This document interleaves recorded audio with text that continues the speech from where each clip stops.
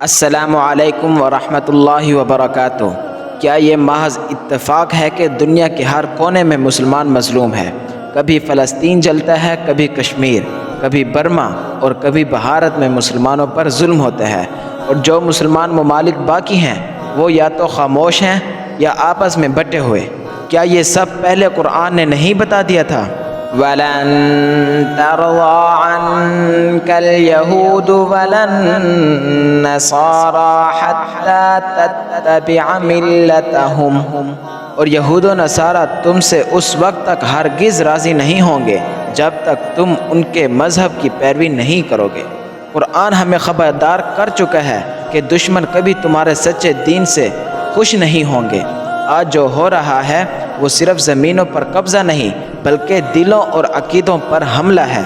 مسلمانوں کو فرقوں میں بانٹا جا رہا ہے، نوجوانوں کو دین سے دور کیا جا رہا ہے، اور اسلامی اقدار کو دقیانوسی کہہ کر مذاق بنایا جا رہا ہے۔ یہ صرف ظاہری جنگ نہیں، یہ ایک فکری اور نظریاتی جنگ ہے۔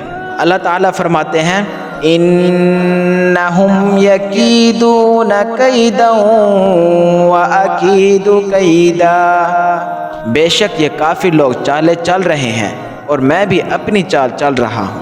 ہمیں چاہیے کہ ہم صرف ان سازشوں کو نہ روئیں بلکہ خود کو قرآن سے جوڑیں، اپنی اصلاح کریں اور امت کو بیدار کریں۔ اللہ تعالیٰ نے نجات کا فارمولہ بھی بتایا ہے، وَأَعِدُّوا لَهُم مَّا اسْتَطَعْتُم مِّن قُوَّةٍ، اور مسلمانوں جس قدر طاقت اور گھوڑوں کی جتنی چھاؤنیاں تم سے بن پڑیں ان سے مقابلے کے لیے تیار کرو۔ طاقت صرف ہتھیار کی نہیں، ایمان، علم، اتحاد اور سچائی کی بھی ہوتی ہے۔ آج امت کو ضرورت ہے کہ وہ قرآن سے رہنمائی لے، سیرت نبوی صلی اللہ علیہ وآلہ وسلم سے حکمت سیکھے اور ایک بار پھر اللہ کی طرف رجوع کرے۔